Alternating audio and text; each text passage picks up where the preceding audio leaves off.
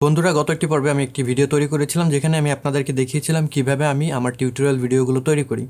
সেখানে আমি বলেছিলাম আপনারা যদি চান তাহলে আমি আপনাদের জন্য আলাদাভাবে একটা ভিডিও তৈরি করব যেখানে আমি আপনাদেরকে দেখাবো কিভাবে ওবিএস দিয়ে আপনার স্ক্রিন রেকর্ড করবেন বা টিউটোরিয়াল তৈরি করবেন। আজকে আমি আপনাদেরকে দেখাবো ওবিএস ব্যবহার করে কিভাবে বেসিক্যালি আপনি টিউটোরিয়াল ভিডিও রেকর্ড করতে পারেন, আপনার কম্পিউটার স্ক্রিন রেকর্ড করতে পারেন। তো ওবিএস আপনাকে প্রথমে ইনস্টল করে নিতে হবে। আপনি ব্রাউজারে গিয়ে যদি জাস্ট সার্চ দেন ওবিএস লিখে বা ওবিএস প্রজেক্ট, ওবিএস মূলত একটি ওপেন সোর্স সফটওয়্যার। এখানে আপনি এটি ইনস্টল করতে আপনার কোনো ধরনের পেমেন্ট করতে হবে না, কোনো রেজিস্ট্রেশন নেই।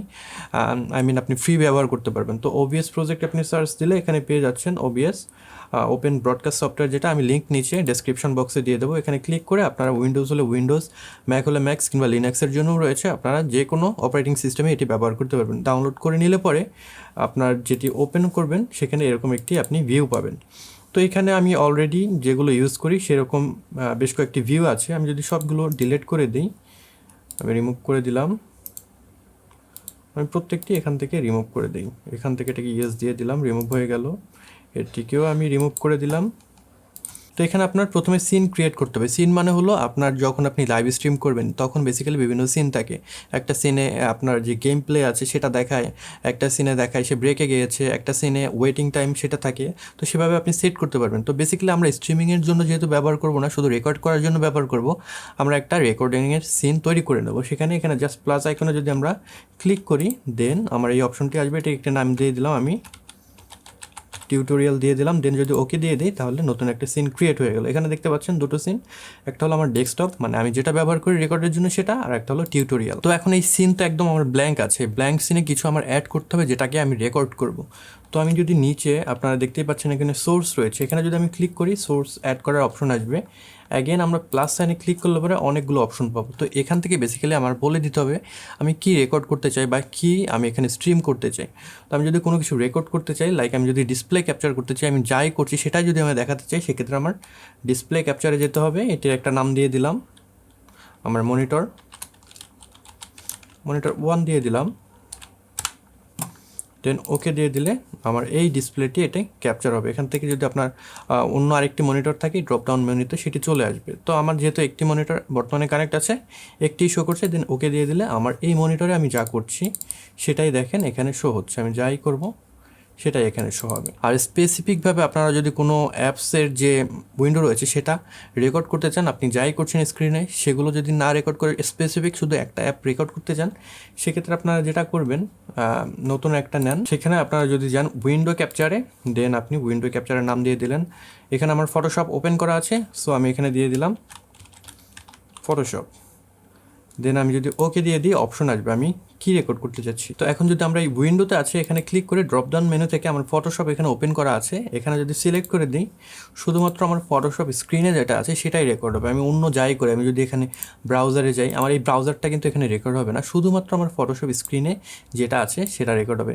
তো আমি এই ফিচারটা ব্যবহার করি না, কারণ দেখা যায় অনেক সময় আমার অনেক টিউটোরিয়াল তৈরি করতে আমি একটা অ্যাপস থেকে আরেকটা অ্যাপসে জাম্প করি। সেক্ষেত্রে যদি আমি ভুলে যাই আমার উইন্ডো ওখানে শুধুমাত্র ফটোশপে টার্গেট করা আছে, সেক্ষেত্রে কিন্তু আমার পুরো টিউটোরিয়ালটা তৈরি করা নষ্ট হয়ে যাবে। তার মানে আমার পরবর্তী ফুটেজগুলো কিন্তু রেকর্ড হবে না। এর জন্য আমি সব সময় যেটা করি আমার ডিসপ্লে ক্যাপচার যেটা আছে সেটা আমি ব্যবহার করি। তো শুধু আপনার ডিসপ্লে ক্যাপচার হলো। এখন যদি আপনি অডিও ক্যাপচার করতে চান, বাই ডিফল্ট এখানে আপনার যে কম্পিউটারের ইন্টারনাল অডিও আছে সেটা রেকর্ডের অপশন আছে, সেটা এখান থেকে স্লাইডার দিয়ে আপনি ভলিউম কতটুকু চান ততটুকু আপনি রেকর্ড দিতে পারবেন। যেমন আমি যদি এখান থেকে সাউন্ড বাড়াই, একটা সাউন্ড হচ্ছে, তো এটা কতটুকু সাউন্ড হবে সেটা কিন্তু আপনি এখান থেকে নির্ণয় করতে পারবেন। এটি যদি একদম অফ করে দেন, আমি যদি এখান থেকে আমার কম্পিউটারে কোনো সাউন্ড হয় সেটা কিন্তু রেকর্ড হবে না।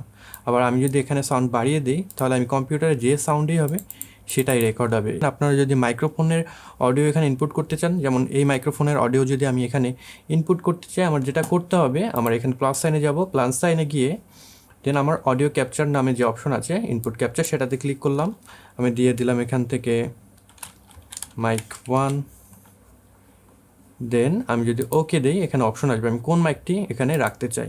এখান থেকে আমার ড্রপ ডাউন মেনুতে আমার অ্যাভেলেবেল যত ইনপুট ডিভাইস আছে সেগুলো শো করবে। এখান থেকে আমি মাইক্রোফোন আমার মুয়ানো যেটা আছে সেটা হলো মাইক্রোফোন রিয়েলটেক অডিও ইউএসবি, সেটা সিলেক্ট করে দিলাম।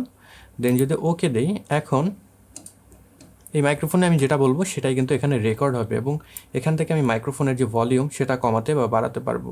এবং এটা যদি আপনি কোনো ফিল্টার অ্যাড করতে চান ফিল্টারে যাবেন, দেন আপনি অডিও ফিল্টার যেগুলো অ্যাভেলেবেল আছে, কম্প্রেসার ইউজ করতে চাইলে কম্প্রেসার পারবেন, নয়েজ রিডাকশন করতে চাইলে আপনি নয়েজ সাপ্রেশন যেটা আসে সেটা ইউজ করতে পারবেন। এখান থেকে চাইলে আপনার এক্সটার্নাল প্লাগইন ব্যবহার করে ইকুয়ালাইজারও ব্যবহার করতে পারবেন। যেমন আমি যদি এখান থেকে নয়েজ সাপ্রেশন ব্যবহার করতে চাই, ওকে দিয়ে দিলাম, অ্যাড হয়ে গেল। কতটুকু আপনি সাপ্রেশন করতে চান সেটি এখান থেকে সিলেক্ট করে দিলে পরে এখানে কিন্তু আপনার নয়েজ সেভাবে রিমুভ হয়ে যাবে। তো আপাতত আমরা এটিকে ডিলিট করে দিই। তো এই হলো মোটামুটি আমার সামগ্রিক যে রেকর্ডিং ব্যবস্থা সেটা। তো ডিসপ্লের সাথে আপনার যদি অডিওটা প্রবলেম করে আপনি অডিওটা কমিয়ে দেবেন, তাহলে আর আপনার অডিওটা প্রবলেম করবে না। যদি দরকার হয় তখন অডিওটা আপনি আবার লেভেল আপ করে দেবেন। তো এইভাবে মূলত আমরা রেকর্ড করতে পারি। এবং আপনি রেকর্ডিংয়ের যে সেটিং সেটা কীভাবে রেকর্ড করবেন বা আপনার সেটিংস ভিডিওটা রেকর্ড হবে কত পিক্সেলে বা কত রেজুলেশনে সেটিও কিন্তু আপনার সেট করে দিতে হবে। কোথায় সেভ হবে সেটিও সেট করে দিতে হবে। সেটি করার জন্য যেটি করতে হবে আমাদের সেটিংস মেনুতে যেতে হবে। আমরা যদি সেটিংসে যাই, এখান থেকে আমরা যদি আউটপুটে যাই, আউটপুটে আমার এখানে স্ট্রিমিং আমরা আজকে যেহেতু দেখছি না, শুধুমাত্র রেকর্ডিং দেখছি, আমরা রেকর্ডিংয়ে যাব। এখান থেকে আমি কোথায় সেভ করতে চাই, আমি যদি ব্রাউজে দিই আমি কোথায় সেভ করতে চাই সেটা আমি সিলেক্ট করতে পারবো। আমি স্ট্যান্ডার্ড দিলাম, দেন আমার যে ভিডিও হবে সেই ভিডিওটা কোন ফরম্যাটে হবে সেটা আমার এখান থেকে সিলেক্ট করে দিতে হবে। এবং আমার যে রেজুলেশন সেটা যেটা হবে, ভিডিওতে যাই, বেসিক্যালি ভিডিওতে আমরা বেস ক্যানভাস রেজুলেশন যেটা সেটা সেট করে দেবো এবং আউটপুট স্কেল রেজুলেশন যেটা সেটা আমরা সেট করে দেবো। আপনি 1080 চাইলে 1080 করবেন, আপনি 720 চাইলে 720 এখান থেকে সিলেক্ট করে দেবেন, তাহলে সেই রেজুলেশন অনুযায়ী আপনার স্ক্রিনটা রেকর্ড হবে। দেন সব কিছু সেট করে দিয়ে আপনার ওকে দিয়ে দিলে পরে সেই জায়গায় গিয়ে জিনিসটা সেভ হবে। আপনি যখন স্টার্ট রেকর্ডিং দেবেন তাহলে তখন মূলত এই রেকর্ডিংটা শুরু হলো রেকর্ড হওয়া।